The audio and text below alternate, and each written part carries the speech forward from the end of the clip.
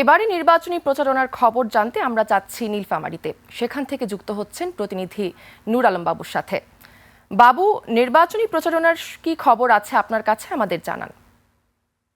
আজিয়া, আপনাকে ধন্যবাদ। আমি এই মুহূর্তে আছি নীলফামারীর ৪ আসনে। এই আসনটি সৈয়দপুর ও কিশোরগঞ্জ উপজেলা নিয়ে গঠিত। এই আসনে মোট ভোটার সংখ্যা প্রায় ৪ লাখের মতো।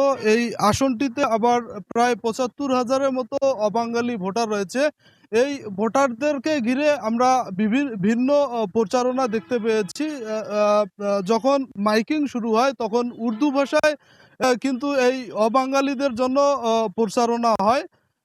তবে একটা বিষয় জানিয়ে রাখি, নীলফামারীর ৪ আসনে মোট ৯ জন প্রার্থী, এর মধ্যে দলীয় প্রার্থী রয়েছে ৬ জন, স্বতন্ত্র ৩ জন।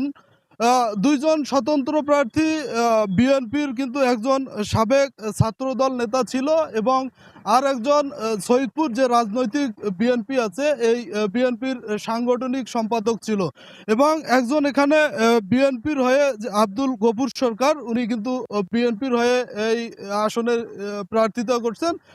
এছাড়াও জামাতের আছে আব্দুল মুন্তাকিম, জাতীয় পার্টির সিদ্দিকুল আলম, যিনি বিগত দিনে এমপি ছিলেন। সব মিলে ভোটারদের মাঝে যে একটা আগ্রহ উদ্দীপনা এটা বজায় আছে। তবে একজন আমার সাথে ভোটার আছে, আমরা তার কাছে জানতে চাইবো যে কিরকম দেখছেন আপনি ভোটের পরিস্থিতি। আমাদের কথা হইলো কি, আমাদের এলাকায় ভোট হচ্ছে, ভোটে একটা মানুষের আনন্দ নাই এবং মনে মনে কাকে যে ভোট দিবে কে এখানে প্রকাশ করতেছে না।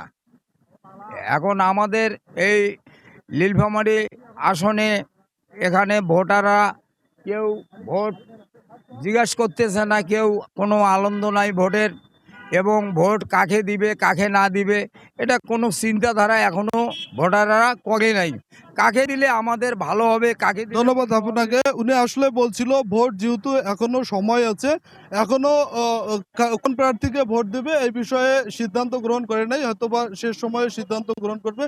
তারপরেও একটু বলে রাখি যে এই আসনে ভোটারদের মাঝে যে উৎসাহ উদ্দীপনা এটা ব্যাপক দেখা যাচ্ছে। তারা কিন্তু তাদের পছন্দের প্রার্থীকে নির্বাচিত করতে চায়। নীলফামারী ৪ আসন থেকে ছিল সর্বশেষ মার্জিয়া। নূর আলম বাবু, আপনাকে ধন্যবাদ।